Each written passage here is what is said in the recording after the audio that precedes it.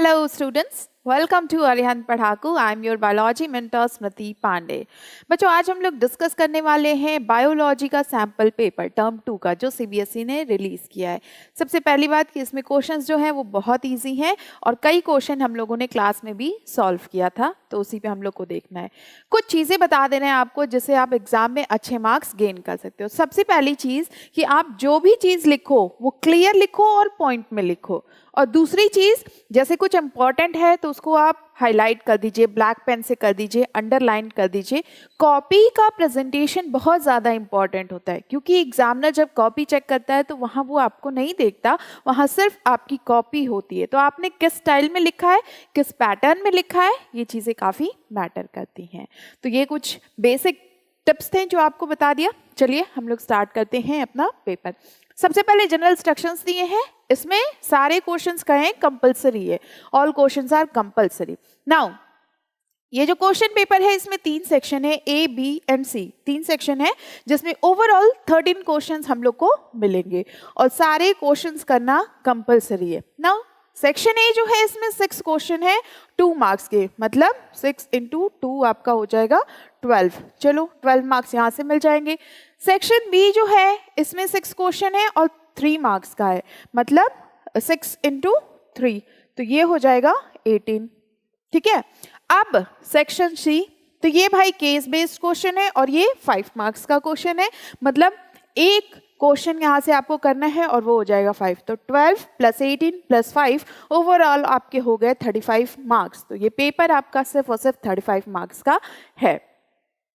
There is no overall choice, कोई choice नहीं है, लेकिन इंटरनल चॉइसेस आपको दिए हुए हैं।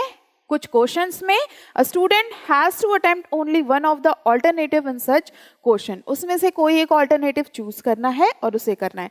ऐसा नहीं कि जहां पे चॉइसेस दिए हुए हैं उस सेक्शन में से कोई और क्वेश्चन नहीं आ रहा है तो आपने वही कर दिया, दोनों कर दिया, तो ऐसा बिल्कुल नहीं करना है, एक ही करना है। Okay, now wherever necessary, neat and properly labeled diagram should be drawn. जहाँ भी ज़रूरत हो वहाँ पे डायग्राम साफ सुथरा बनाना है। डायग्राम बनाने के लिए आप सिर्फ और सिर्फ पेंसिल का यूज़ करेंगे, लेबलिंग के लिए भी आप सिर्फ पेंसिल का यूज़ करेंगे। कि डायग्राम बना दिया पेंसिल से और लेबलिंग कर दिया पेन से, तो बिल्कुल ऐसा मत करिएगा। डायग्राम और लेबलिंग दोनों चीज़ें पेंसिल से ही करिएगा। वैसे तो आपका ये जो टर्म 2 का सिलेबस है इसमें बहुत ज़्यादा डायग्राम नहीं है, लेकिन फिर भी जहाँ ज़रूरत पड़ेगी वहाँ तो बनाना पड़ेगा। नाउ मैक्सिमम मार्क्स 35 है, अभी हम लोगों ने कैलकुलेट कर लिया, 35 नंबर की क्वेश्चंस आएंगे आपको और टाइम आपको मिलेगा 2 आवर्स का।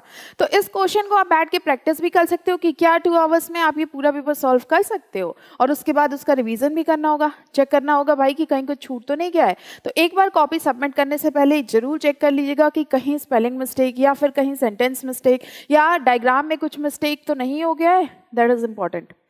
चलिए स्टार्ट करते हैं हम लोग अपना पेपर। तो सबसे पहले सेक्शन ए के बारे में देखते हैं।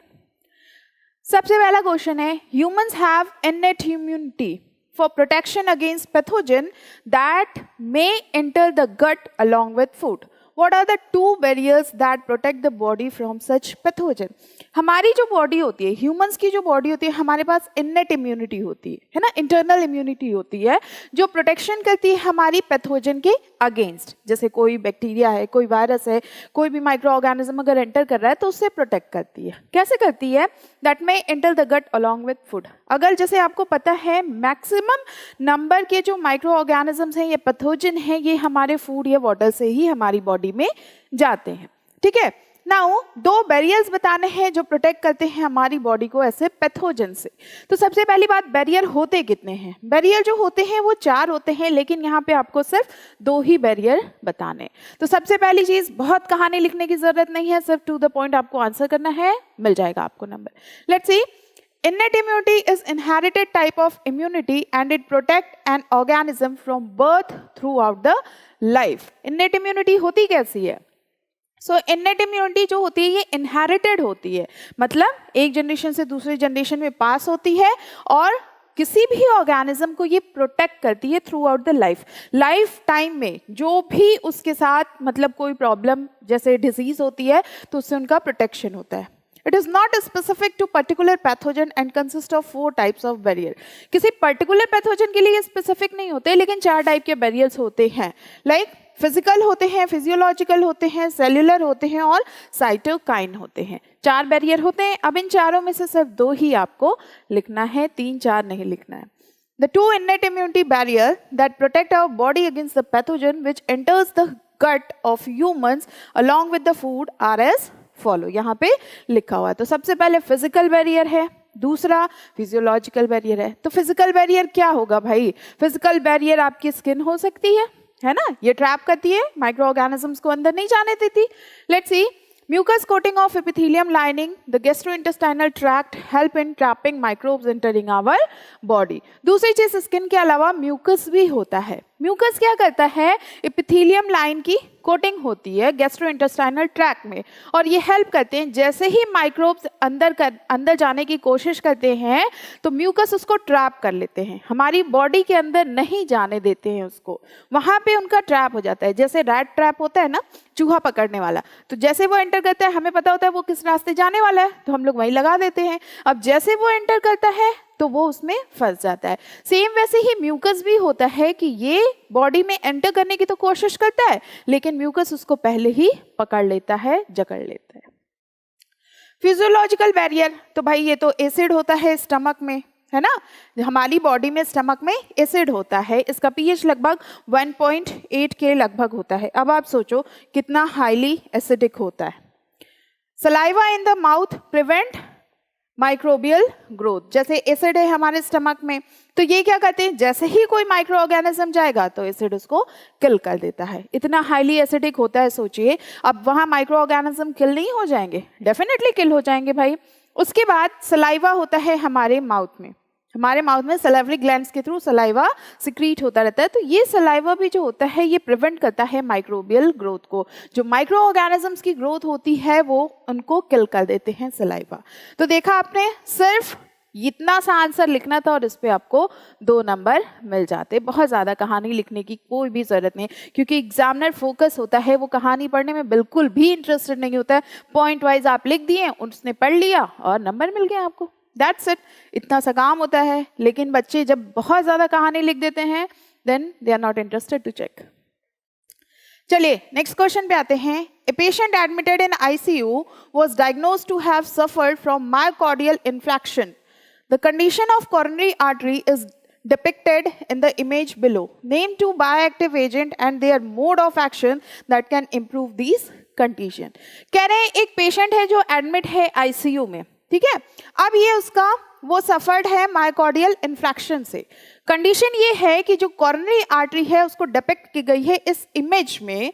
आपको बताना है 2 बायोएक्टिव एजेंट और उसका मोड ऑफ एक्शन जिसकी वजह से ये कंडीशन हो रही है। तो सबसे पहले देखिए कि यहाँ पे क्लॉटिंग हुई है, यहाँ पे ब्लड की क्लॉटिंग हुई है और यहाँ पे कोलेस्ट्रॉल का डिपोजिशन भी हुआ है। तो क्या करना होगा हमें? एक तो ब्लड की क्लॉटिंग हटानी होगी, मतलब ब्लड क्लॉट ना करे। दूसरा जो कोलेस्ट्रॉल का लेवल है इसको भी कम करना होगा, क्योंकि वहां से ब्लड फ्लो नहीं हो पा रहा है। जैसे मान लीजिए ये पूरा ब्लड फ्लो हो रहा है, तो ऐसे फ्लो हो रहा है। अब यहीं पे अगर कोलेस्ट्रॉल का डिपोजिशन हो गया है तो ब्लड के फ्लो के लिए स्पेस कम हो जाएगी। तो इसके लिए हमें क्या करना होगा? कोलेस्ट्रॉल को मेल्ट करना होगा, हटाना होगा। और दूसरी चीज कि यहाँ जो ब्लड क्लॉट हो गया है इसको भी हटाना होगा, वरना ब्लड फ्लो नहीं कर पाएगा। चलिए लेट्स सी द आंसर। सो एक और इसमें इंटरनल चॉइस क्वेश्चन है, पहले हम लोग उसका आंसर देख लेते हैं, फिर हम लोग इस पे आते हैं। 2 बायोएक्टिव एजेंट बताने हैं पेशेंट के लिए सफर्ड फ्रॉम मायोकार्डियल इन्फ्रैक्शन। तो एक होता है स्ट्रेप्टोकाइनेज, दूसरा है स्टैटिन्स। स्ट्रेप्टोकाइनेज जो होता है ये प्रोड्यूस होता है बैक्टीरियम स्ट्रेप्टोकोकस के थ्रू। स्ट्रेप्टोकोकस बैक्टीरियम को यूज किया जाता है स्ट्रेप्टोकाइनेज को बनाने में। इसको यूज करते हैं क्लॉट ब्लस्टर के लिए, ताकि ये रिमूव कर सके क्लॉट को from blood vessels of the patient. जो पेशेंट के ब्लड वेसल्स होते हैं उनमें जो क्लॉटिंग हो गई है उसको हटाने के लिए हम लोग स्ट्रेप्टोकाइनेज यूज करते हैं। सो स्ट्रेप्टोकाइनेज का काम होता है कि ब्लड की क्लॉटिंग को रिमूव करना, ठीक है। दूसरी चीज हम लोग को कोलेस्ट्रॉल का भी जो डिपोजिशन था उसको भी हटाना था। तो नाउ हम लोग क्या यूज करेंगे? स्टैटिन्स। ये प्रोड्यूस होता है ईस्ट मोनास्कस परप्यूरस से। ये एक्ट करता है ब्लड कोलेस्ट्रॉल लोअरिंग एजेंट में, मतलब ब्लड में जब कोलेस्ट्रॉल का लेवल बढ़ जाता है तो कोलेस्ट्रॉल के लेवल को कम करता है। जैसा कि आपने डायग्राम में देखा था कि यहाँ पे ब्लड में कोलेस्ट्रॉल बढ़ गया है, जिसकी वजह से ब्लड का फ्लो रिड्यूस हो गया है। तो इसके लिए सैटेंस को यूज करना पड़ेगा। ये ब्लड कोलेस्ट्रॉल लोअरिंग एजेंट होते हैं, मतलब ब्लड के कोलेस्ट्रॉल को कम कर देते हैं। They are given because patient diagnose shows artery cholesterol disease due to cholesterol. उसको कोलेस्ट्रॉल की भी डिजीज थी तो उसको कोलेस्ट्रॉल हटाने के लिए स्टैटिन्स दिया जाएगा और ब्लड के क्लॉट को हटाने के लिए स्ट्रेप्टोकाइनेज। बस इतना आप लिख दोगे, एक नंबर इस पे, एक नंबर इस पे, 2 नंबर आपको मिल जाएंगे। ठीक है, चलिए आगे बढ़ते हैं हम लोग। अच्छा, तो ये दूसरा ऑप्शन वाला क्वेश्चन है, पहले क्वेश्चन पढ़ लेते हैं। Substantiate by giving 2 reasons as to why holistic understanding of the flora and fauna cropland is required before introducing an appropriate biocontrol method।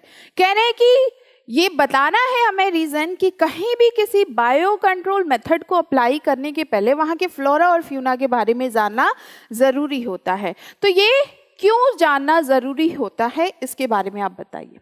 चलिए आंसर देखते हैं हम लोग। भाई जैसे कहीं भी कोई भी बायो कंट्रोल एजेंट डालना है तो हमें वहाँ के फ्लोरा और फ्यूना के बारे में इसलिए जानना ज़रूरी होगा कि कहीं वो किसी को हार्म तो नहीं कर दे, वरना डाइवर्सिटी है, ये बायोडाइवर्सिटी का क्वेश्चन है, तो वहाँ पे हो सकता है अगर हार्म कर दे तो फ़ायदा क्या होगा। बायो कंट्रोल एजेंट्स का काम ये होता है कि वो बहुत ज़्यादा चीज़ों को नुकसान ना करे। हम लोग नेचुरल चीज़ों से ही ऐसा सिलेक्शन कर ले जिससे वो हमारी डाइवर्सिटी को बहुत ज़्यादा हार्म ना करें। सो 2 रीजंस यहाँ पे लिखे हुए हैं। Eradication of pest will disrupt predator-prey relationship where beneficial predatory and parasitic insects which depend upon flora and fauna as food or host may not be able to survive. Now, eradication करना पड़ता है। Eradication अगर paste का करते हैं तो जो predator और प्रे का रिलेशनशिप होता है, मतलब प्रेडिएटर वो होते हैं जो छोटे ऑर्गेनिज्म को खाते हैं और प्रे वो छोटे ऑर्गेनिज्म होते हैं जो प्रेडिएटर के फूड होते हैं। सो जब इरेडिकेशन करते हैं पेस्ट का तो इससे प्रेडिएटर और पेस्ट का रिलेशनशिप खराब होता है। मतलब जब पेस्ट डालेंगे तो जो छोटे ऑर्गेनिजम्स होते हैं वो किल हो जाएंगे, तो नाउ प्रेडिएटर अब अपने फूड के लिए किस पे डिपेंड करेंगे, है ना। तो इससे इनका रिलेशनशिप डिस्टर्ब हो जाता है, जहाँ पे बेनिफिशियल प्रेडिएटर और पैरासाइटिक इंसेक्ट्स जो होते हैं वो किस पे डिपेंड करते हैं। अब प्रे या प्रेडिएटर किस पे डिपेंड करेंगे भाई, तो अपने फूड के लिए ये फ्लोरा और फौना पे ही डिपेंड करते हैं। सो वही यहाँ पे लिखा है which depend upon flora and fauna as food or host may not be able to survive। अब भाई जब फूड ही नहीं मिलेगा उसको तो सर्वाइव कैसे कर पाएगा, दैट्स सिंपल सी चीज़ है। तो कहने का मतलब ये है कि पेस्ट डालने से प्रेडिएटर और प्रे का रिलेशनशिप खराब होता है, जिसकी वजह से फ्लोरा और फ्यूना पे भी इफेक्ट पड़ता है। दैट्स वाई जब भी ऐसी चीज़ों को यूज़ करना चाहिए तो वहाँ के फ्लोरा और फ्यूना के बारे में हमें अच्छे तरीके से जान लेना चाहिए। होलिस्टिक अप्रोच इंश्योर करता है that various forms of life that inhabit the field, their life cycle, patterns of feeding and the habitat that they prefer are extensively studied and considered. Holistic approach question पूछा था ना, holistic approach, तो holistic approach ensure करता है कि ये जो various forms of life हैं, अलग अलग तरीके के लाइफ हैं, फ्लोरा के, फ्यूना के और भी चीज़ें जो हैं, तो ये इनहैबिट होते हैं इस फील्ड में, है ना। अब नाउ इनकी जो लाइफ साइकिल होती है, पैटर्न होता है फीडिंग का या फिर अदर चीज़ें जो होती हैं हैबिटेट की, ये प्रेफर करते हैं, मतलब इसकी स्टडी के बिना कोई भी कदम नहीं उठाना चाहिए, वरना क्या होगा, जैसे मान लीजिए ये रिलेशनशिप बिगड़ रही है तो इसका मतलब कि पूरा का पूरा फूड चेंज में चेंजेस आ जाएंगे। जब फूड चेन में चेंजेस आ जाएंगे तो कैसे फ्लोरा और बाकी ऑर्गेनिज्म या फ्यूना सर्वाइव कर पाएंगे, है ना। दैट्स वाई ये चीज़ें इंपॉर्टेंट होती हैं। चलिए क्वेश्चन नंबर 3 पे आते हैं। Identify the compound chemical structure as shown in below, state any 3 of its physical properties. भाई सिंपल सी चीज़ है, ये स्ट्रक्चर देख के ही बहुत लोग को नाम पता चल गया होगा। सो इस स्ट्रक्चर की बात करें, एनसीईआरटी में भी दिया हुआ है। सो ये जो केमिकल कंपाउंड है इसका नाम है morphine. Now chemical compound given is morphine, it is an effective sedative, analgesic and pain killer, ये एक सेडेटिव, एनालिसिक और पेन किलर मेडिसिन होता है। ओके, नाउ मॉर्फिन होता कैसे है, तो ये लेटेक्स ऑफ पॉपी से हमें मिलता है, पॉपी प्लांट जो होता है उसके लेटेक्स से ये मिलता है। इसका फिजिकल अपीयरेंस वाइट होता है, अडरलेस होता है और क्रिस्टलाइन कंपाउंड होता है। Let's see, its physical appearance is white, odourless and crystalline compound. ठीक, बस इतना ही लिखना था और इतने पे आपको इस पे हाफ मार्क्स, इस पे हाफ मार्क्स, मिल गया नंबर। ओके, चलिए। ये थोड़ा डायग्राम बेस्ड क्वेश्चन है, लेकिन डायग्राम देख के आप घबराइएगा नहीं क्योंकि क्वेश्चन बहुत इजी है। Let's see, water samples were collected at point A. यहाँ पे वाटर सैंपल्स कलेक्ट किया गया है ए, बी एंड सी। अच्छा, ए, बी एंड सी, इन तीनों पॉइंट्स पे, इन segment of a river near a sugar factory and tested for BOD level. ये देखो यहाँ पे शुगर फैक्ट्री है, तो यहाँ पे ये वाटर रिवर है, यहाँ पे ए, बी और सी से सैंपल्स कलेक्ट किए गए हैं। The BOD level of sample A, B and C were 400 mg per litre, 480 mg per litre and 8 mg।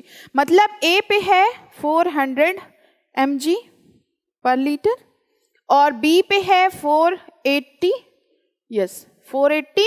mg per litre और सी पे है 8 mg per litre respectively. What is this indicative of? Explain why the BOD level get reduced considerably at the collection point C. देखो हुआ क्या है, sugar factory से जब पानी निकला है, वेस्ट वाटर निकला है, तो ये वाटर क्या हुआ है, रिवर के साथ मिक्स हो गया है। अब जैसे ये रिवर के साथ मिक्स होगा तो वहाँ पे बीओडी लेवल हाई होगा, बिकॉज वहाँ पे माइक्रो ऑर्गेनिजम्स हैं, पॉल्यूशन है, माइक्रो ऑर्गेनिजम्स नहीं है, वाटर पोल्यूटेड है। वाटर के पोल्यूशन की वजह से वहाँ का बीओडी लेवल ज़्यादा है क्योंकि उसका ऑक्सीजन किसी ने यूज़ नहीं किया है। अब जैसे जैसे बी पे आते हैं तो यहाँ पे भी हाई है। नाउ सी, यहाँ पे इस पे मतलब यहाँ इस लेवल पे आने से पहले वाटर का सीवेज ट्रीटमेंट प्लांट लगाया गया है, तो यहाँ से वाटर को ट्रीट करके फिर यहाँ पास किया जा रहा है। तो सीवेज ट्रीटमेंट में होता क्या है, primary treatment, secondary treatment. Primary treatment में जितने भी वो सारे सेडिमेंटेशन करवाए जाते हैं, जो सैंड्स होते हैं या फिर जो बड़े बड़े पार्टिकल्स होते हैं वो सेटल डाउन हो जाते हैं। सेकेंडरी ट्रीटमेंट में बायोलॉजिकल ट्रीटमेंट भी कहते हैं और इसमें माइक्रो ऑर्गेनिजम्स को यूज किया जाता है ताकि वो पॉल्यूशन कम कर सके, है ना। जितने भी चीजें फ्लॉक्स के फॉर्म में वो कलेक्ट कर लेते हैं और फिर धीरे धीरे वो सेटल डाउन हो जाते हैं। तो इसका मतलब ये है कि यहाँ पे माइक्रो ऑर्गेनिजम्स ने काम किया है और वाटर का जो ऑक्सीजन लेवल है उसको डिक्रीज कर दिया है, जो बायोकेमिकल ऑक्सीजन लेवल है वो डिक्रीज कर गया है। ऐसा हम लोगों ने पढ़ा भी था कि जहाँ पे माइक्रो ऑर्गेनिजम्स यूज किए जाते हैं सेकेंडरी ट्रीटमेंट में तो वो ऑक्सीजन यूज करेंगे। ऑक्सीजन यूज करने की वजह से क्या होता है, जो वाटर का बीओडी लेवल होता है वो कम हो जाता है और तभी यहाँ से अगर वाटर निकाल के टेस्ट किया जाए तो वो थोड़ा साफ पानी होगा और दूसरी चीज उसका बीओडी लेवल डिक्रीज किया रहेगा। तो इसी अगर बीओडी लेवल डिक्रीज करता है इसका मतलब कि यहाँ पे पानी साफ है, यही हमें बताना है। चलिए देखते हैं answer. BOD is a biological oxygen demand. These measurement help to indicate the level of pollution in water bodies. यही बताता है जो ऑक्सीजन लेवल है, मतलब पॉल्यूशन कितना है ऑक्सीजन लेवल से मैच किया जाता है। गिवन रिजल्ट में at collection point A B, जो ए बी है 400, ए पे क्या है 400 mg per litre, 400 mg per litre और बी पे क्या है 480 mg per litre. Now the BOD level is high due to organic pollution caused by sugar factory and sewage discharge. ये हुआ क्यों है ज्यादा, क्योंकि यहाँ पे शुगर फैक्ट्री ने डायरेक्ट वाटर का डिस्चार्ज कर दिया है विदाउट एनी ट्रीटमेंट, बिना वाटर को ट्रीट किए, सीवेज ट्रीट किए, इसको वाटर को तुरंत डिस्चार्ज कर दिया गया है जिसमें बहुत सारा पोल्यूशन है, ऑर्गेनिक मैटर है। At the collection point C, the water was released after secondary treatment. यहाँ पे क्या किया गया, कलेक्शन सी पे सेकेंडरी ट्रीटमेंट या फिर बायोलॉजिकल ट्रीटमेंट किया गया है। बहुत सारे माइक्रो ऑर्गेनिज्म को यूज किया गया है उनकी ग्रोथ की वजह से, where vigorous growth of useful aerobic microbes into flocks consume the major part of the organic matter present in the river water or effluent due to sugar factory and sewage discharge. जैसा कि हमने आपको बताया कि यहाँ पे secondary treatment हो चुका है, मतलब सेकेंडरी ट्रीटमेंट में माइक्रो ऑर्गेनिजम्स को यूज किया जाता है और माइक्रो ऑर्गेनिज्म जितना भी ऑर्गेनिक वेस्ट होता है, वाटर का पोल्यूशन होता है, उसको कंज्यूम करते हैं। कंजम्पशन के साथ साथ उनको ऑक्सीजन भी चाहिए होता है। भाई माइक्रो ऑर्गेनिज्म में तो ऐसा तो है नहीं कि वो बिना ऑक्सीजन के रह लेंगे, तो उनको ऑक्सीजन चाहिए होता है। अब वही ये जो बीओडी होता है उसको ऑक्सीजन को अपने बॉडी के रिक्वायरमेंट को फुलफिल करने के लिए ऑक्सीजन यूज करते हैं। दैट्स वाई यहाँ पे बीओडी लेवल डिक्रीज कर जाता है, ठीक है, और यहाँ पे बीओडी लेवल हाई है। समझ में आ गया? बहुत सिंपल क्वेश्चन था। चलिए नेक्स्ट क्वेश्चन पे आते हैं। An ecologist study an area with a population A thriving on unlimited resources and showing exponential growth. Introduce population B and C to the same area. What will the effect on the growth pattern of the population A, B and C when living together in same habitat? देखो कोई एक जगह है ना, कोई एक area है, वहां पे पॉपुलेशन A है, सिर्फ A है। तो जब A है तो वहां पे रिसोर्सेज बहुत ज्यादा हैं, है ना, अच्छे खासे रिसोर्सेज हैं, फूड है, किसी चीज की कमी नहीं है।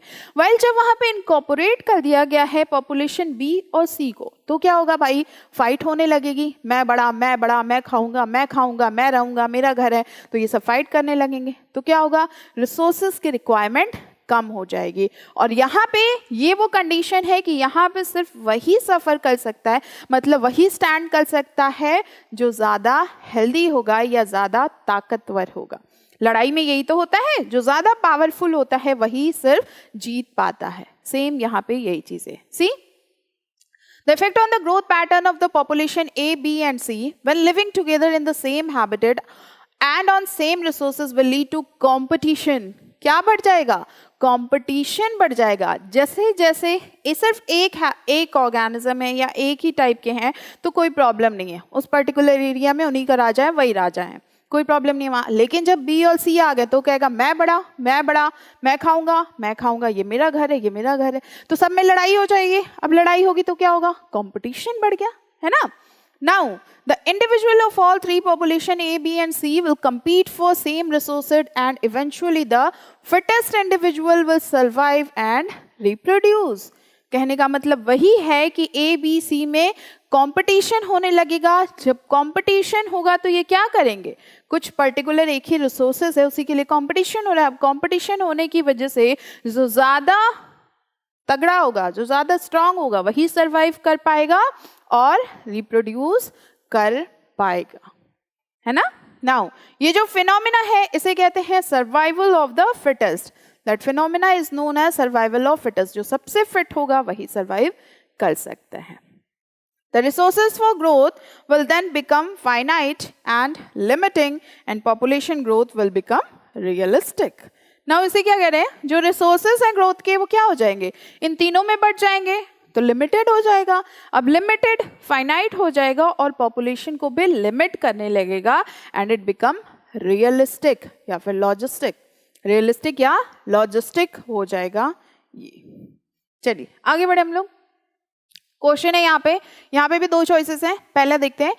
With the decline in the population of fig species, it was noticed that the population of wasp species also started to decline. What is the relationship between the two and what could be the possible reason for decline of wasp? ये question बच्चों हम लोगों ने अपने अरिहंत की जब question paper solve कर रहे थे, सैम्पल पेपर्स नहीं, जब हम लोग अभी सब्जेक्टिव क्वेश्चंस कर रहे थे तो उसमें ये क्वेश्चंस दिया हुआ था। सेम यही वाला क्वेश्चन था, हमें याद है। और ये देखिए वहीं से क्वेश्चन लिया गया है या जो भी हो, क्वेश्चन ये फंस गया है वहां से। चलिए हम लोग क्वेश्चन पे आते हैं।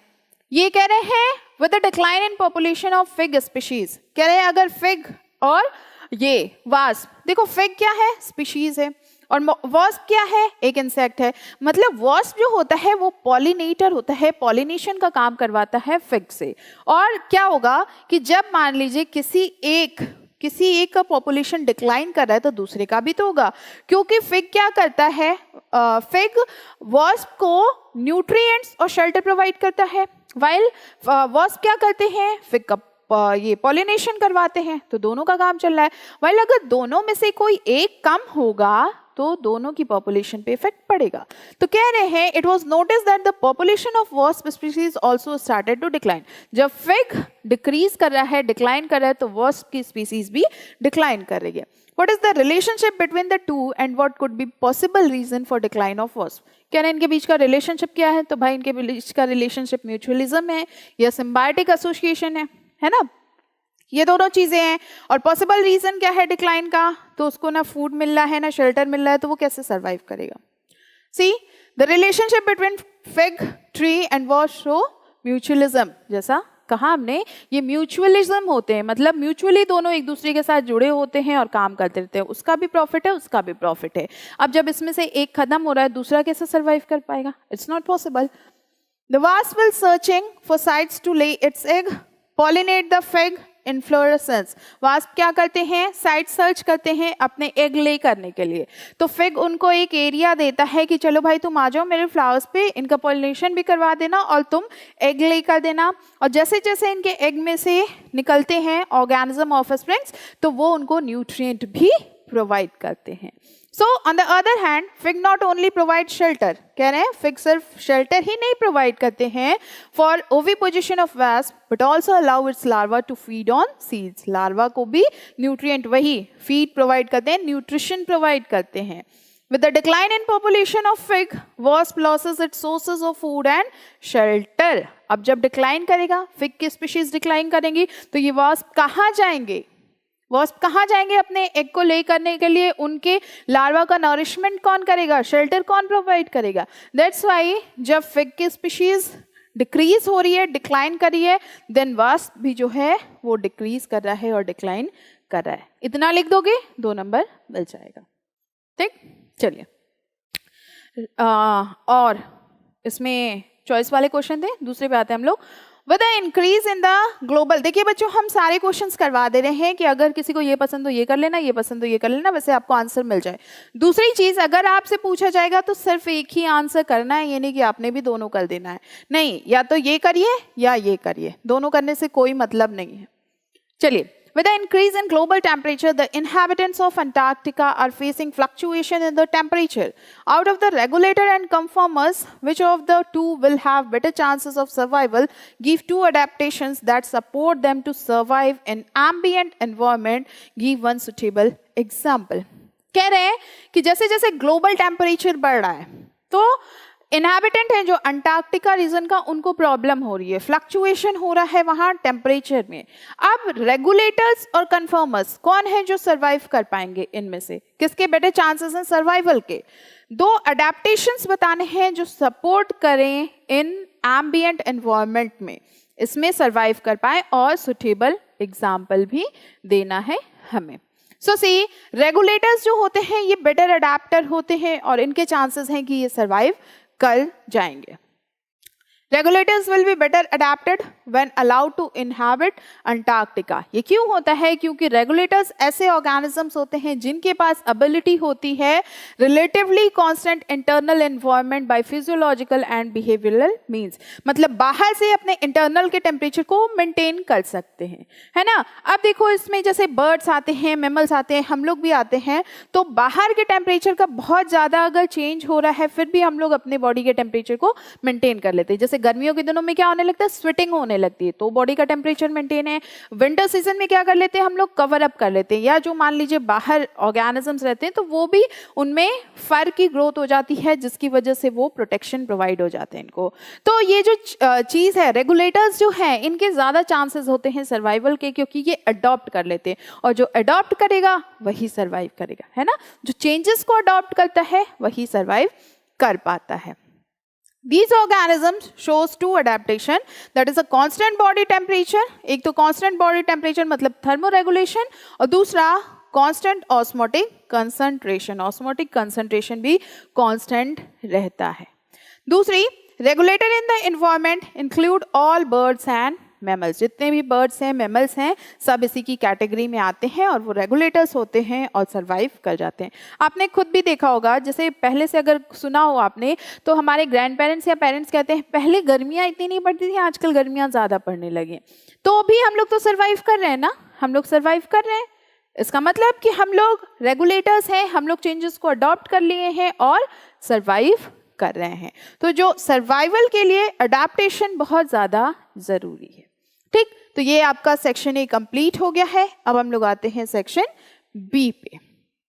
Let's see, how do normal cells get transformed into cancerous neoplastic cells, elaborate giving 3 examples of inducing agent.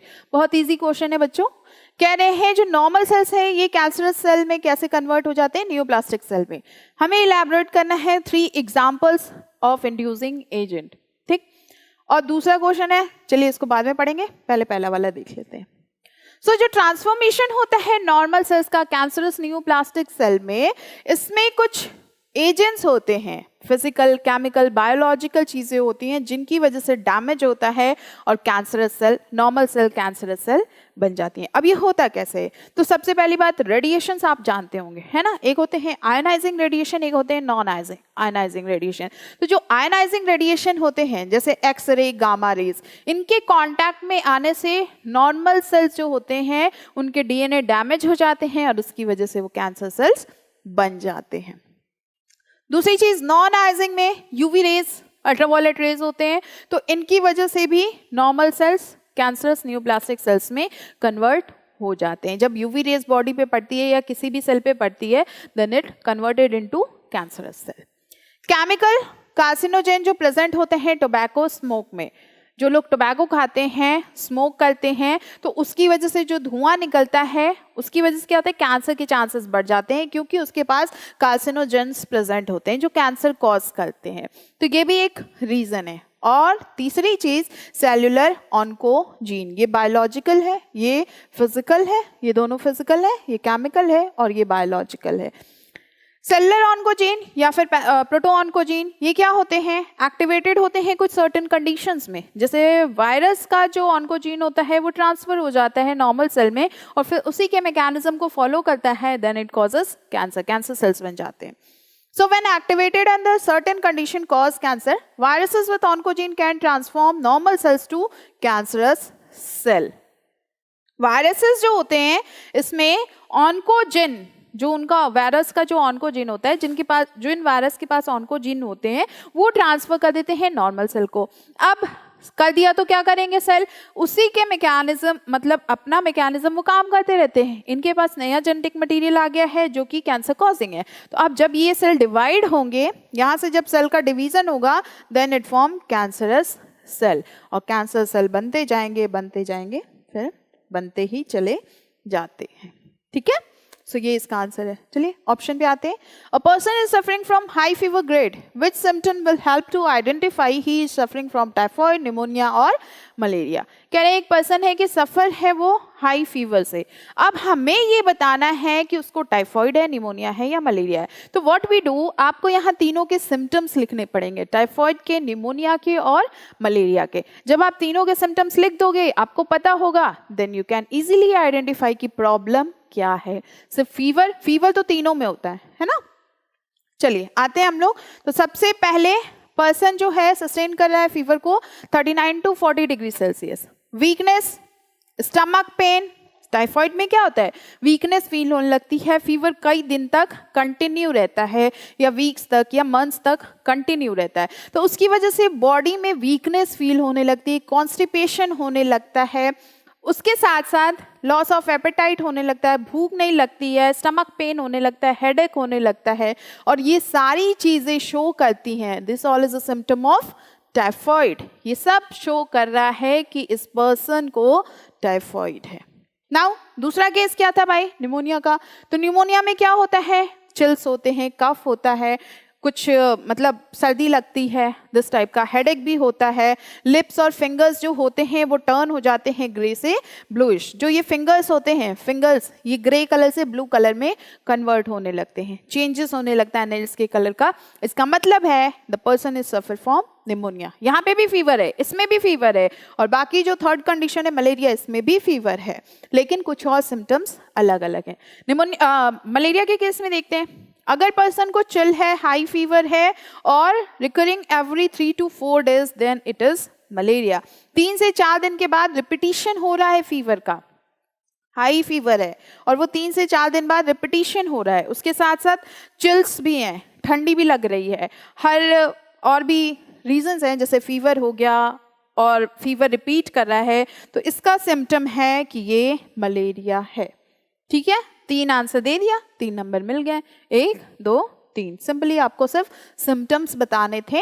तो अगर आपको ऐसे में आंसर लिखना हो तो या तो नंबर डाल के लिखिए 1, ये हो गया 2 और ये हो गया 3, या फिर आप बुलेट्स में लिखिए, ऐसे बुलेट्स बना दीजिए, या फिर एरो कर दीजिए, ऐसे एरो कर दीजिए, कुछ भी कर दीजिए, लेकिन आप थोड़ा पॉइंट वाइज ही लिखिएगा। ऐसे भी कर सकते हो, कोई प्रॉब्लम नहीं है, लेकिन भाई हम बस इतना रिक्वेस्ट कर रहे हैं कि आप लोग पॉइंट वाइज लिखिएगा, उसी से आप अच्छे मार्क्स गेन कर सकते हो।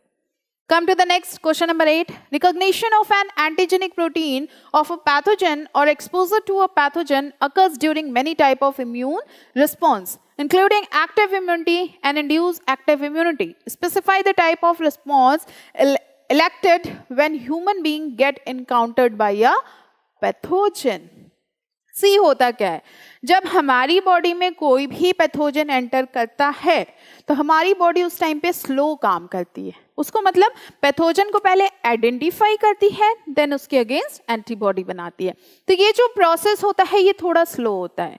अब भाई उसने बना लिया, पहले टाइम में तो हो गया कि थोड़ा टाइम लगा, दूसरी टाइम में जब फिर वो पैथोजन आता है, एंटर करता है ह्यूमन बॉडी में, तो उसे पता होता है कि ये कैसा पैथोजन है और मुझे इसके लिए कैसी एंटीबॉडी बनानी है, तो वो तुरंत एंटीबॉडीज को रिलीज करने लगता है और पैथोजन किल हो जाता है। इसका मतलब कि आपकी बॉडी मेमोराइज कर लेती है। पहली बार तो उसे पता नहीं होता है, दूसरी बार में उसे मेमोराइज हो जाता है। जैसे आप कोई चीज़ पहली बार पढ़ते हो तो आपको इतना नहीं लर्न होता है, वाइल अगर दूसरी बार पढ़ते हो तो अच्छे से लर्न हो जाता है, ध्यान में आ जाता है कि क्या कह रहे हैं। So when our body encounter an antigenic protein or a pathogen for the first time, it produces a response which is of very slow intensity and our body retains memory of the first encounter. पहले encounter का, पहले तो वो काम ही slow करता है ना, identify करने की कोशिश करता है कि इसका स्ट्रक्चर क्या है, ये है कैसा। जैसे अगर कोई आप नई चीज़ देखोगे तो उसको आइडेंटिफाई करोगे, भाई ये किस कलर का है, शेप कैसा है, प्रॉपर्टीज क्या है इसकी, तो फिर उसके अगेंस्ट काम करोगे। ओके, तो ये भी आइडेंटिफाई करने की कोशिश करते हैं। जब आइडेंटिफाई हो जाता है तो मतलब ये कहें कि थोड़ा लेंदी प्रोसेस होता है, स्लो प्रोसेस होता है। किसी भी चीज़ के, नए चीज़ के आइडेंटिफिकेशन में किसी को भी टाइम लगता है। ठीक, दूसरी चीज़, जब सब्सिक्वेंट इनकाउंटर होता है विद द सेम पैथोजन, मतलब पैथोजन कहते हैं चलो भाई देख के आते हैं वो पर्सन कैसा है, तो ये जाता है फिर से घूमने, लेकिन बॉडी यहाँ पे तैयार रहती है क्योंकि इसको याद है, तो ये उन एंटीबॉडीज को फटफट रिलीज करने लगती है और जैसे जैसे ये रिलीज करती है वो पैथोजन या वो प्रोटीन किल हो जाते हैं। ये यहाँ पे लिखा है, the subsequent encounter with the same pathogen elect a highly intensified response carried out with the help of 2 special type of lymphocytes present in our blood, B lymphocytes and T lymphocytes. 2 lymphocytes होते हैं, B lymphocyte और T lymphocyte. B lymphocyte produce होते हैं, वो kill करते हैं, और T lymphocyte B lymphocytes की हेल्प करते हैं। तो ये इनका काम होता है। पहली बार थोड़ा प्रोसेस स्लो होता है, दूसरी बार में वो तुरंत काम करने लगते हैं। ठीक है, चलिए, जो बी लिम्फोसाइट्स होते हैं ये प्रोड्यूस करते हैं आर्मी ऑफ प्रोटीन्स, बहुत सारी आर्मी मतलब बहुत सारी नंबर ऑफ प्रोटीन्स ये रिलीज करने लगते हैं, जिसकी वजह से पैथोजन जो होता है ब्लड में फाइट करता है विद देम। ब्लड में ये रिलीज करते हैं एंटीबॉडी, अब पैथोजन आया है तो पैथोजन और उनके बीच में फाइटिंग होने लगती है। These proteins are called antibodies. ये कौन सी प्रोटीन्स होते हैं? ये वो प्रोटीन्स होते हैं जिनको हम लोग एंटीबॉडीज कहते हैं, और यही हमारा प्रोटेक्शन करते हैं against pathogen. The T cells themselves does not secrete antibodies. T cells secrete नहीं करते ना एंटीबॉडीज, ये सिर्फ हेल्प करते हैं B cells के प्रोडक्शन में। B cells जो प्रोड्यूस होते हैं but help in B cells produce them.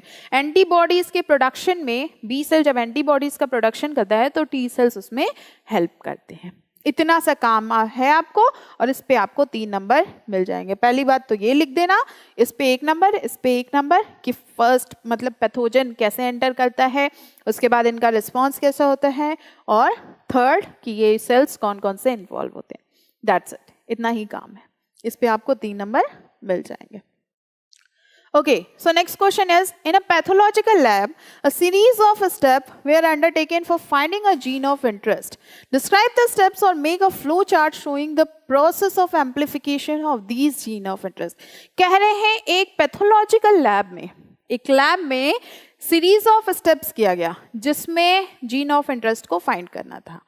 दूसरी चीज, हमें steps बताने हैं और फ्लो चार्ट बनाना है उस प्रोसेस का, एम्प्लीफिकेशन का of these gene of interest. Simply अगर आपको बताएं तो इस क्वेश्चन में पीसीआर पूछा हुआ है, घुमा के पूछा हुआ है लेकिन पीसीआर पूछा हुआ है. पॉलीमरेज चेन रिएक्शन सबको पता है होता है, ये क्या करता है, मल्टीपल कॉपीज ऑफ जीन्स बना देता है. जैसे अगर छोटा सा पार्ट जीन का मिला तो वो उसकी कॉपीज कर देता है और ढेर सारे नंबर ऑफ जीन्स बना देता है जिससे आइडेंटिफिकेशन थोड़ा ईजी हो जाए. सो पॉलीमरेज चेन रिएक्शन पीसीआर ये एक टेक्निक होती है जिससे मल्टीपल कॉपीज बनाई जाती है जीन ऑफ इंटरेस्ट की इन विट्रो लैब के अंदर. ये टेक्निक जो होती है ये हेल्प करती है डीएनए के एम्प्लीफिकेशन में through a simple enzymatic reaction. थोड़े से रिएक्शन के थ्रू हमें एम्प्लीफाइड डीएनए मिल जाता है. चलिए, ये जो स्टेप्स इन्वॉल्व होते हैं पीसीआर में वो लिखना है. तो 3 स्टेप्स इन्वॉल्व होते हैं. सबसे पहले डीनेचुरेशन होता है, जो डबल स्टैंडर्ड डीएनए होता है उसका डीनेचुरेशन. तो पहली चीज ये कि अगर आप डीनेचुरेशन लिखते हो या कोई ऐसा वर्ड लिखते हो तो उसको बोल्ड कर दीजिए, ब्लैक पेन से लिख दीजिए, वहां पे अंडरलाइन कर दीजिए, कुछ ऐसा कर दीजिए कि ये विजुअलाइज हो, है ना. डबल स्टैंडर्ड डीएनए जो होता है ये कैरी करता है out by applying high temperature. High temperature दिया जाता है लगभग 95 डिग्री सेल्सियस के, तब इसके जो डीनेचरेशन होता है, जो डबल स्टैंडर्ड डीएनए होता है वो डीनेचर हो जाता है. हर सेपरेटेड सिंगल स्ट्रैंड जो होता है ये एक्ट करता है टेम्पलेट की तरह. डीएनए सिंथेसिस में वो टेम्पलेट की तरह काम करता है. अब जैसे मान लीजिए ये डबल स्टैंडर्ड डीएनए है, तो अब यहां से इसका हमने डीनेचुरेशन कर दिया है तो ये कुछ ऐसा हो जाएगा. दूसरी चीज आती है एनिलिंग. तो ये कैरिड आउट होते हैं 2 स्टेप्स में. प्राइमर जो कि ऐड किए जाते हैं इस रिएक्शन में, इसी रिएक्शन में प्राइमर्स ऐड किए जाते हैं. और जो एनिल होते हैं 3 prime end of the each separated strand primer act initiated of replication. पहली बात तो ये कि यहाँ पे प्राइमर्स ऐड किए जाएंगे, फिर एनिलिंग स्टार्ट हो जाती है. एनिलिंग का मतलब ये कि यहाँ पे आके थोड़ा सा प्राइमर ऐड हो जाता है और फिर इसके आगे का प्रोसेस कंटिन्यू हो जाता है. तो चलिए, ये 2 तो स्टेप हो गए. तीसरा स्टेप जो होता है आपका दैट इज एक्सटिंक्शन. मतलब कि यहाँ पे जैसे डायग्राम में हम बता दे रहे हैं कि एक्सटिंक्शन शायद यहाँ पे लिखा नहीं है.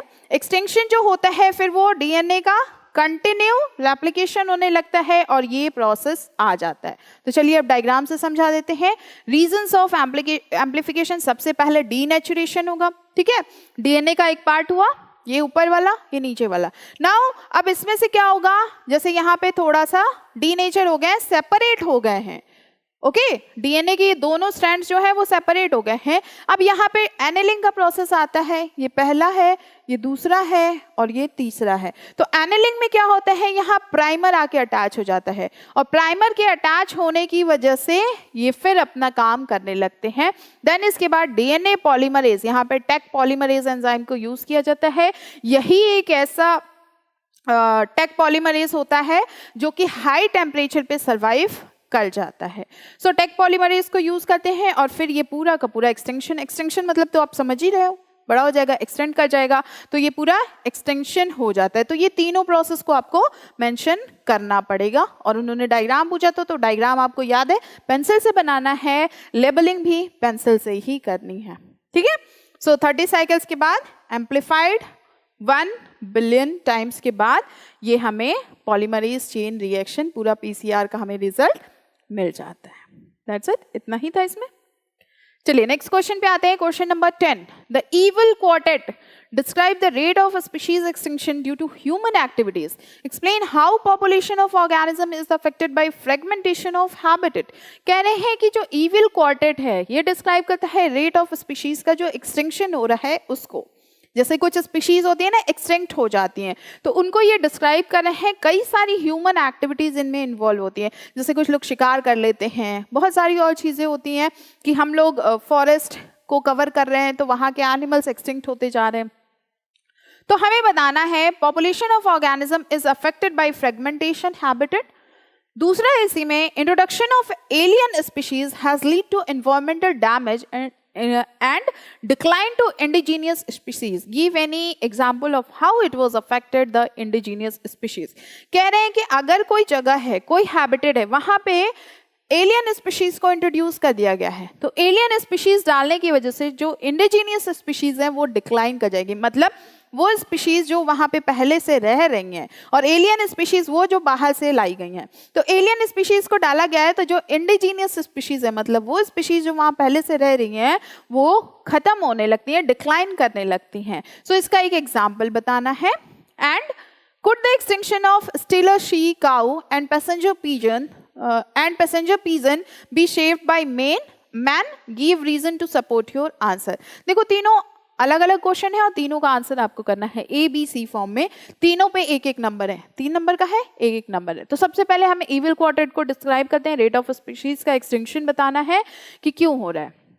सी व्हेन लार्ज हैबिटेट होते हैं ये छोटे छोटे फ्रेगमेंट्स में डिवाइड कर दिए जाते हैं, तो उससे क्या होता है, उसकी वजह से कई सारी एक्टिविटीज पे इफेक्ट पड़ता है। लाइक मैमल्स, बर्ड्स, ये लार्ज टेरिटरीज रिक्वायर्ड होते हैं और certain animals with migratory habitat are badly affected leading to population decline.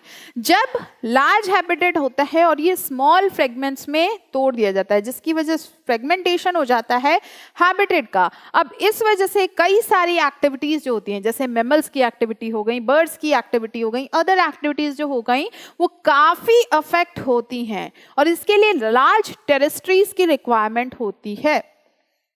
Certain animals जो आपके माइग्रेटरी हैबिटेट्स होते हैं, माइग्रेशन करते हैं, उनको भी काफ़ी बुरा अफेक्ट होता है इसकी वजह से, और पॉपुलेशन जो होता है वो डिक्लाइन करने लगता है, डिक्रीज करने लगता है। डिक्लाइन मतलब डिक्रीज कर रहा है। अगर दूसरा क्वेश्चन था, एलियन स्पीशीज को अगर इंट्रोड्यूस करते हैं किसी पर्टिकुलर एनवायरनमेंट में तो इंडिजीनियस स्पीशीज डिक्लाइन करने लगती हैं। सो इसका एग्जांपल देना है। जैसे अगर एलियन स्पीशीज जो होती हैं ये कॉज करने लगती हैं extinction of indigenous species. Why? जैसे नील पर्च को इंट्रोड्यूस किया गया था विक्टोरिया लेक में, नील पर्च को इंट्रोड्यूस किया गया था विक्टोरिया लेक में, और इसकी वजह से जो चिटलेट फिश थी वो एक्सटिंक्ट होने लगी, डिक्लाइन होने लगी। मतलब 200 स्पीशीज थी चिटलेट फिश की, नील पर्च के इंट्रोडक्शन की वजह से, मतलब विक्टोरिया लेक में पहले से चिटलेट फिश थी, अब एलियन स्पीशीज लाइक नील पर्च को वहां पे लाया गया। इसकी वजह से क्या हुआ, जो ये इंडिजीनियस स्पीशीज थी ये एक्सटिंक्ट होने लगी। देखिए लिखा है, for example Nile perch when introduced in Lake Victoria eventually lead to the extinction of an ecological unique assemblage of more than 200 species of cichlid fish. ये तो एक नंबर का, ये एक नंबर का, 2 क्वेश्चन हो गए आपके। तीसरा था, could extinction of stealer she cow and passenger pigeon be saved by man. कह रहे हैं कि स्टीलर शी काऊ और पैसेंजर पिजन, मतलब जैसे पैसेंजर पिजन आप जानते हो जो मैसेज लेके भेजते थे, पहले राजा जो लोग होते थे तो वो पिजन, चिड़िया के पैर में, कबूतर के पैर में मैसेज बांध देते थे और वो इतना पेट होता था कि वो मैसेज लेके पहुंच जाता था। तो ये एक्सटिंक्ट हो चुके हैं आज की डेट में। और ये स्टीलर सी काऊ, क्या ये ह्यूमंस या मेंस की वजह से बचाए जा सकते थे?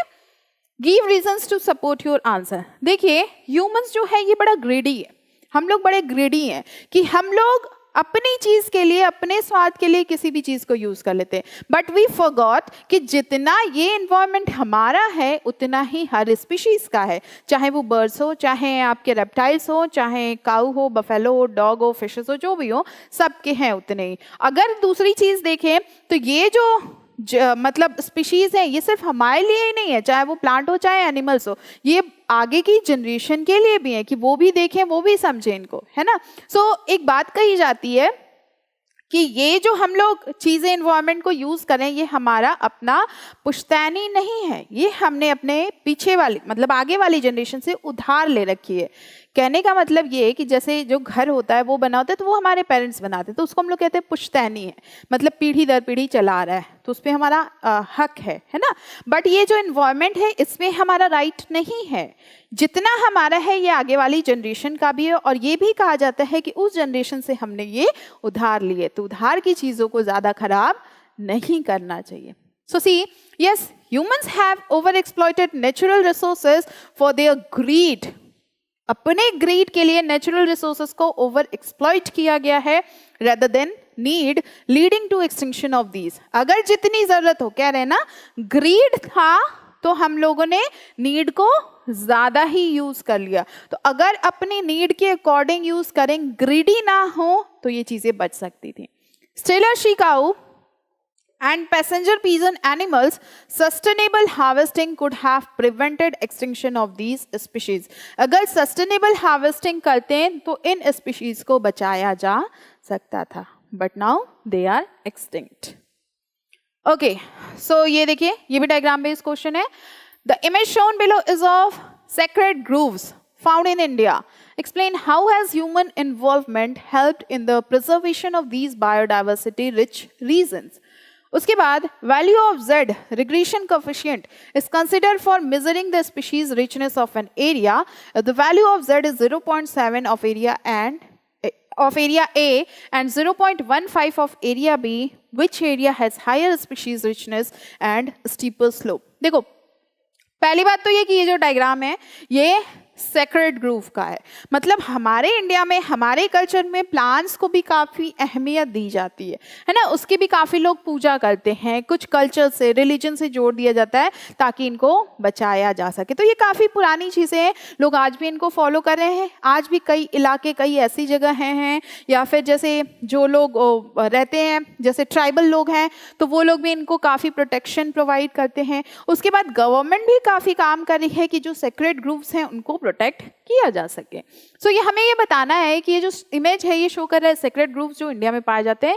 एक्सप्लेन हाउ ह्यूमंस का इन्वॉल्वमेंट में कैसे इनके प्रिजर्वेशन किया है, बायोडाइवर्सिटी के ऐसे रीजंस में ह्यूमंस के इन्वॉल्वमेंट की वजह से कैसे ये सेक्रेड ग्रूव्स प्रिजर्व हुए हैं। सो सी, हमारी जो हिस्ट्री है दैट इज रिलीजियस है, कल्चरल है, आप सब लोग जानते होंगे। घर में अगर पूजा ना करो तो जरूर डांट पड़ती होगी, है ना। कभी कभी जैसे फेस्टिवल्स के दिन तो लोग, मम्मी पापा जरूर ही कहते हैं भाई ना, आज तो नहा लो, आज तो पूजा कर लो। बर्थडे वाले दिन कहा जाता है। तो कहीं ना कहीं चीजें हमारे रिलीजन और कल्चर से जोड़ दी गई हैं। जैसे तुलसी माता है ना, तुलसी जो प्लांट होता है इसकी पूजा करते हैं हम लोग। आप लोगों ने देखा होगा मम्मी लोग काफ़ी पूजा करती हैं, जल देती हैं, दिया जलाती हैं। और भी बहुत सारे प्लांट्स हैं, जैसे पीपल है, इसकी भी पूजा करते हैं लोग। हर अलग अलग कल्चर में अगर कहें, अगर आप अलग अलग जगहों पे जाके देखें तो वहाँ की एक स्पीशीज होती है जिसको वो लोग मानते हैं। मानने से ये होता है कि वो उस प्लांट को कट नहीं कर सकते हैं, वो उस प्लांट को पूजा करते हैं भगवान की तरह। They think they are god. So Indian history of religious and cultural tradition emphasise the protection of nature. ये हमारी जो कल्चर है, ट्रेडिशन है, ये हमें नेचर का प्रोटेक्शन करना सिखाती है। ऐसा नहीं सिखाती कि आप नेचर को डिस्ट्रॉय कर दो। जैसे आप अगर देखे होंगे तो कई सारे फेस्टिवल्स ऐसे भी होते हैं जो डेडिकेटेड होते हैं प्लांट्स के लिए ही। लाइक एक छोटा सा फेस्टिवल हमें याद है, तुलसी विवाह करवाते हैं, है ना। तो उसमें वो जो प्लांट होता है तुलसी का प्लांट, तो उसकी पूजा करते हैं, अच्छे से डेकोरेशन वगैरह करते हैं, अपना अपना कल्चर है। वैसे ही हमारे यहाँ तो ये है, बाकी अदर लोगों के यहाँ भी और अलग अलग कल्चर्स होते हैं, अलग अलग प्लांट्स की लोग पूजा करते हैं। सो हमें सिखाया जाता है प्रोटेक्शन ऑफ नेचर, एम्फसाइज करते हैं। Many cultures, tract of forest are set aside, all the trees and wildlife within are venerated and given total protection। देखो कई सारे कल्चर ऐसे हैं, फॉरेस्ट साइड में अगर हम लोग जाएं तो वहाँ भी कई सारे कल्चर ऐसे मिल जाते हैं जहाँ पे ट्रीज को, वाइल्ड लाइफ को प्रोटेक्शन प्रोवाइड किया जाता है। समझ रहे हो आप, इनको भी प्रोटेक्शन प्रोवाइड किया जाता है। Sacred groves in many state are the last refugees for a large number of rare and threatened plants.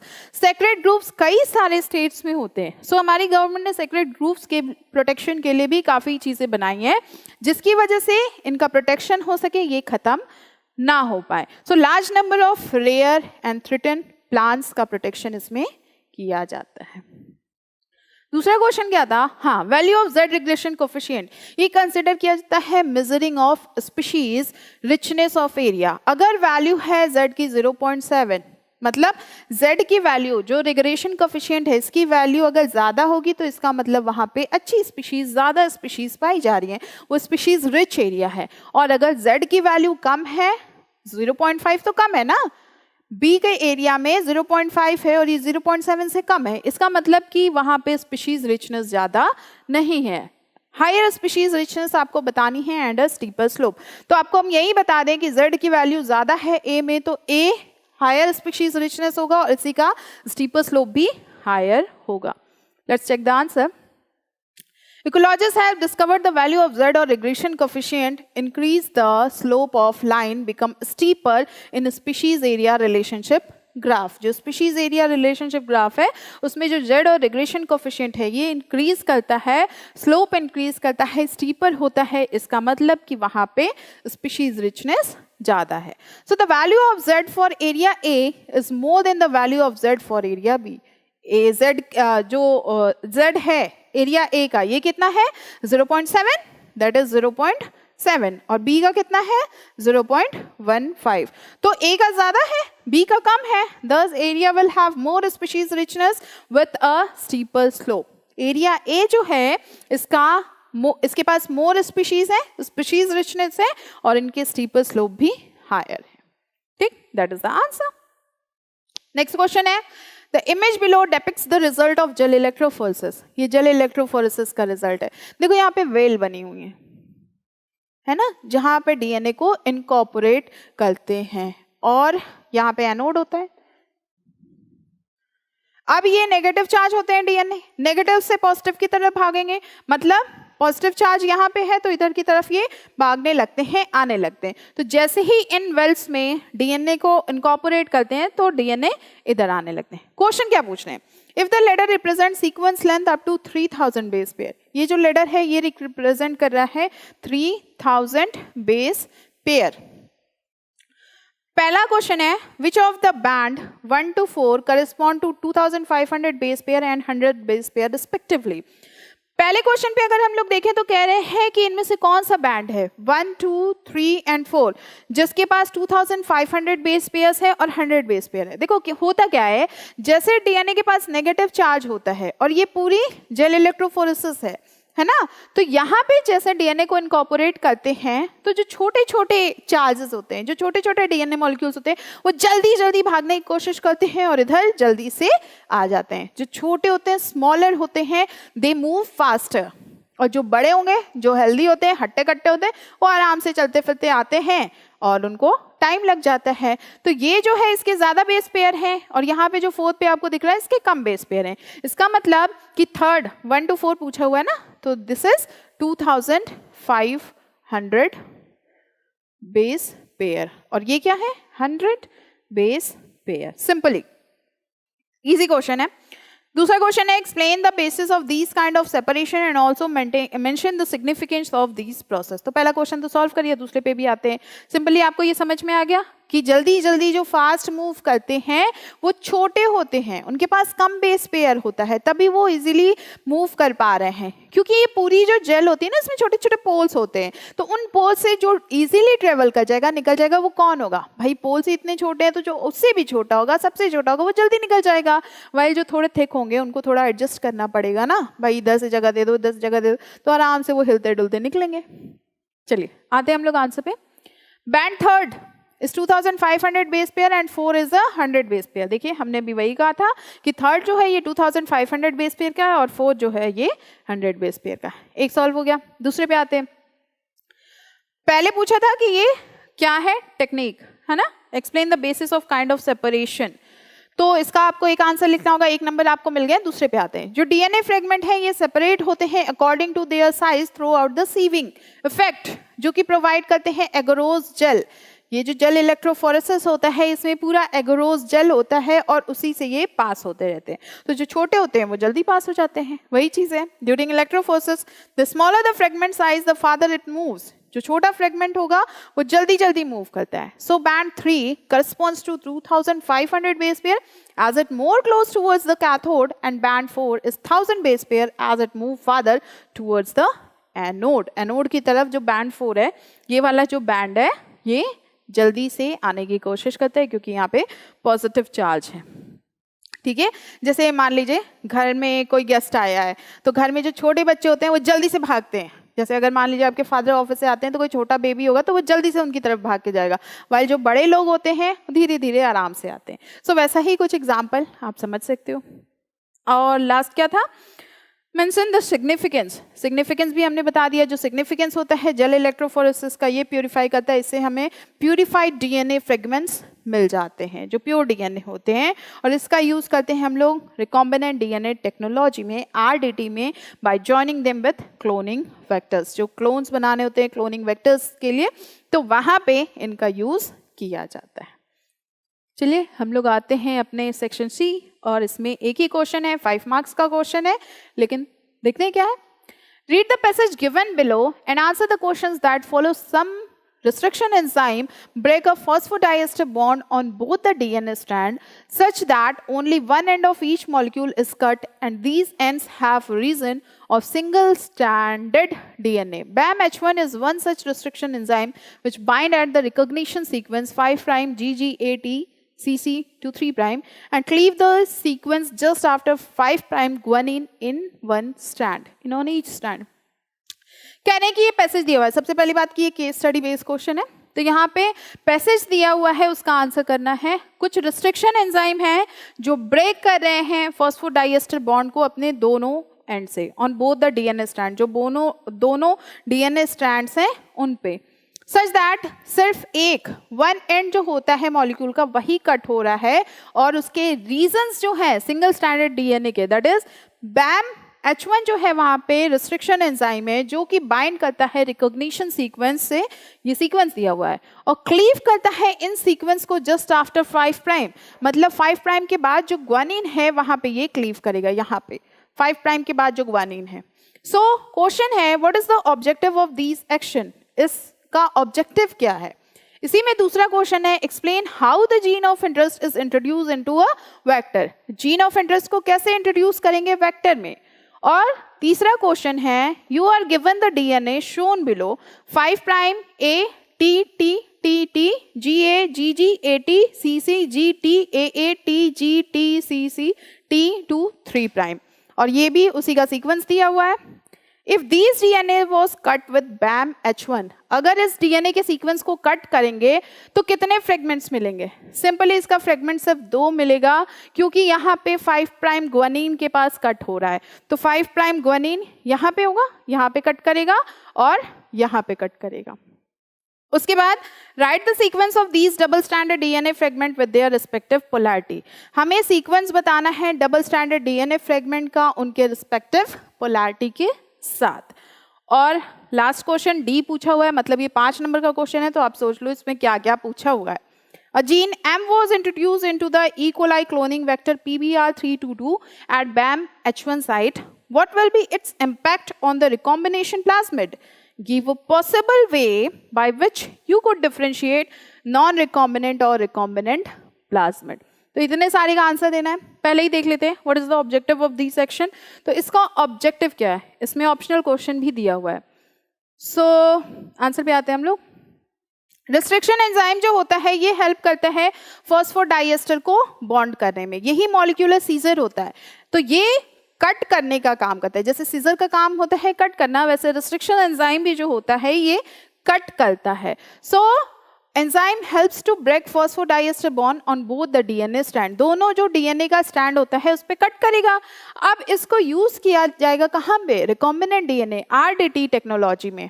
ये recombinant DNA technology, by this method we can recombinant desire compatible end. इस method के through हमें जो desirable compatible and चाहिए वो मिल जाएगा। ठीक है, दूसरा क्वेश्चन क्या था, दूसरा क्वेश्चन है आपका explain how gene of interest is introduced into a vector. तो ये भी तो आप लोगों ने पढ़ा है कि जीन ऑफ इंटरेस्ट को कैसे इंट्रोड्यूस करते हैं। रिस्ट्रिक्शन एंजाइम पहले कट करता है डीएनए को वेक्टर के, और फिर लाइगेट करता है जीन को, देन उसको इंट्रोड्यूस कर दिया जाता है वेक्टर में। सो लिखा हुआ है restriction enzyme cut the DNA of vector and then ligate the gene of interest into the DNA of the vector. पहले कट करेगा, फिर लाइगेट करेगा, फिर उसको वेक्टर में इंट्रोड्यूस कर दिया जाता है, जो हमारे अकॉर्डिंग जीन ऑफ इंटरेस्ट रहता है। चलिए हम लोग नेक्स्ट पे आते हैं, सी पोर्शन पे। सो हाँ, यहाँ पे डीएनए सीक्वेंस दिया हुआ है और इसमें हमें बताना है कि ये कितने पार्ट्स में इसका फ्रेगमेंटेशन होगा। तो इसका फ्रेगमेंटेशन 2 पार्ट में होगा, जहाँ पे जी पे BAM H1 recognise sequence 5 prime GGA T CC 3 prime, ये क्लीव करता है इस सीक्वेंस को जस्ट आफ्टर 5 प्राइम ग्वानिन, जो 5 प्राइम ग्वानिन है उसके जस्ट बाद ये क्लीव करेगा। So according to this sequence restriction जो होता है वो कुछ ऐसा दिखेगा, 2 फ्रेगमेंट्स यहाँ पे बनेंगे, जैसे यहाँ पे ये कट करेगा ATT, ये पूरा सीक्वेंस लिखा हुआ है, अब इसका फ्रेगमेंटेशन होना है, तो इसका फ्रेगमेंटेशन होगा कहाँ, इसका फ्रेगमेंटेशन जस्ट यहाँ पे होगा।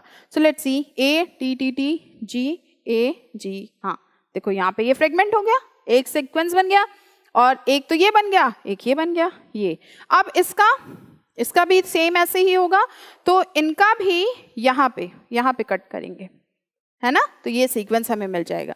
सो वी गेट 2 फ्रेगमेंट्स, 2 फ्रेगमेंट्स हमें मिल जाएंगे इनके। चलिए नेक्स्ट लास्ट पे आते हैं, उसके लास्ट पार्ट पे, फिर हम लोग इसके ऑप्शन पे जाएंगे। जीन एम को इंट्रोड्यूस किया गया है ई क्लोनिंग वेक्टर PBR3222 में BAM H1 साइड पे।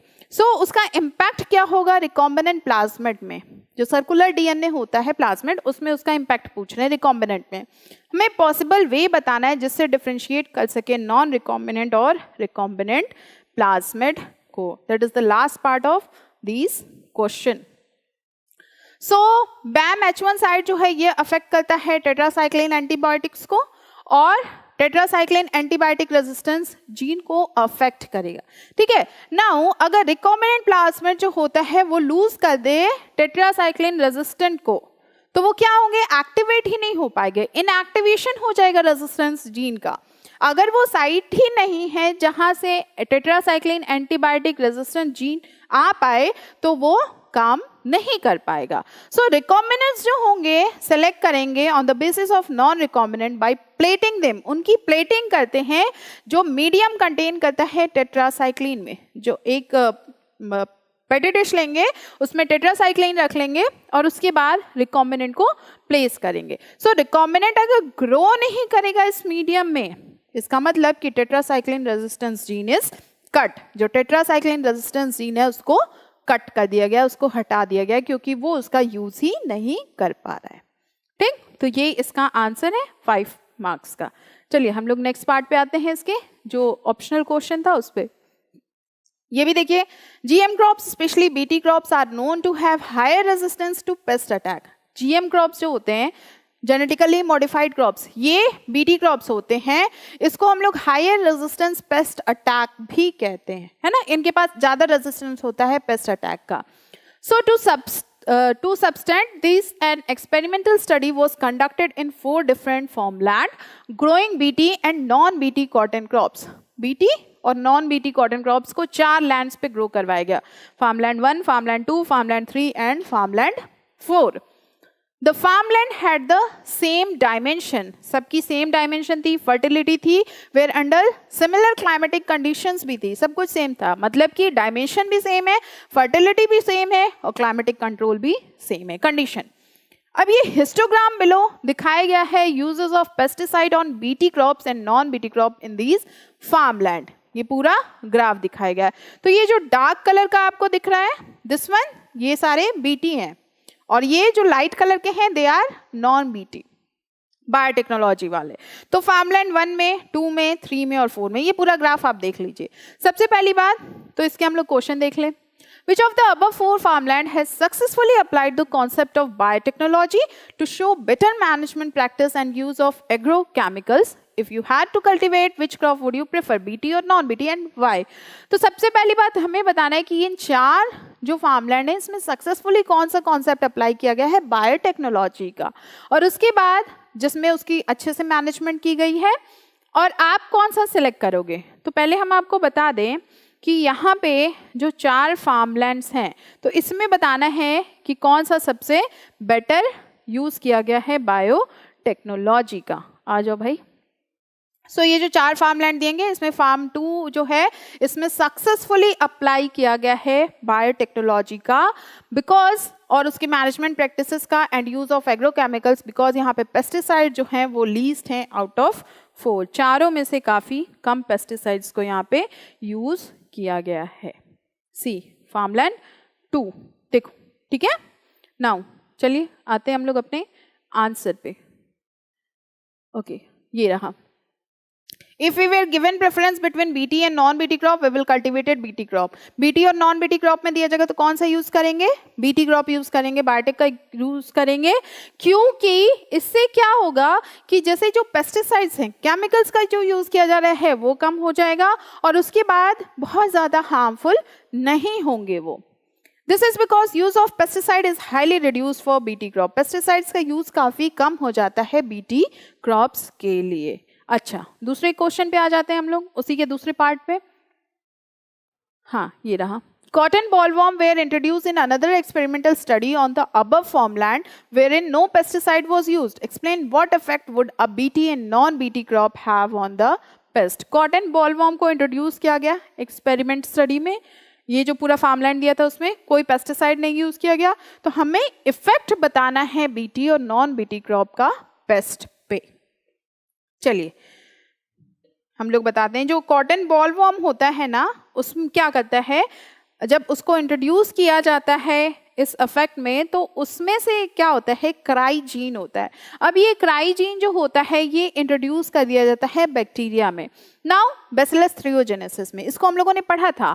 सो जब ये कॉज करता है सिंथेसिस ऑफ टॉक्सिक प्रोटीन, जैसे जैसे ये गट में जाता है, माइक्रो इंसेक्ट्स के गट में जाता है, तो वहां पे इनके पास जो प्रोटीन होता है वो एक्टिव हो जाता है, उनके गट में जाते ही वो एक्टिव हो जाता है और अल्कलाइन गट जो होता है बॉलवर्म का फीड होने लगता है ऑन कॉटन.